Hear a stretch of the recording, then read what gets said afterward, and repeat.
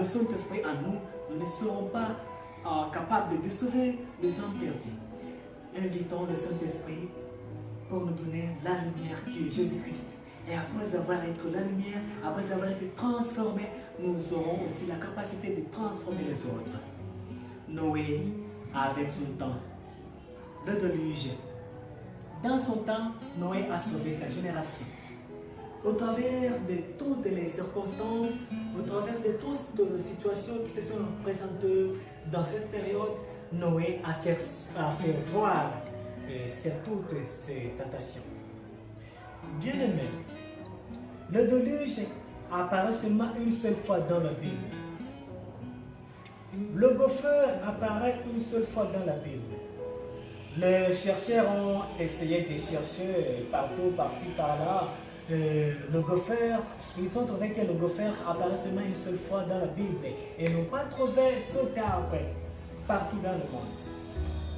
Le déluge, c'est l'ensemble de toutes les eaux qui se sont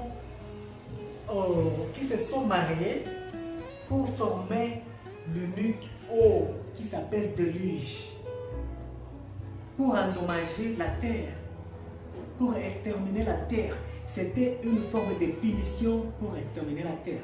Et Dieu a utilisé le déluge pour exterminer la terre. Le déluge, la forme du monde actuel. Le déluge, la forme du monde des ténèbres. Le déluge, la forme de punition de Dieu. Dieu a utilisé les eaux pour la punition. Mais Dieu nous a dit qu'il ne va pas encore examiner la terre par les eaux. Ça sera autre chose. Mais comme Jésus-Christ est venu, il n'est pas venu juger le monde, mais il est venu sauver la terre. De même, Noé a sauvé sa génération. Jésus-Christ est venu sauver toutes choses. Il est venu sauver toute âme perdue. Quand nous lisons chapitre 3 du verset 16, le livre de Jean, on nous parle comment Jésus-Christ est venu sauver. Bien-aimés, soyons le sauveur de notre génération. Noé a sauvé sa génération parce qu'il était un homme intègre et juste. Il marchait avec Dieu. Nous aussi, pour que nous marchions avec Dieu, cherchons le Saint-Esprit. Entrons dans la prière profonde. Cherchons le Saint-Esprit pour nous guider en face de la réalité du monde, pour vaincre le monde, pour mettre le monde dans la situation, dans la volonté de Dieu. Nous sommes appelés à sauver le monde.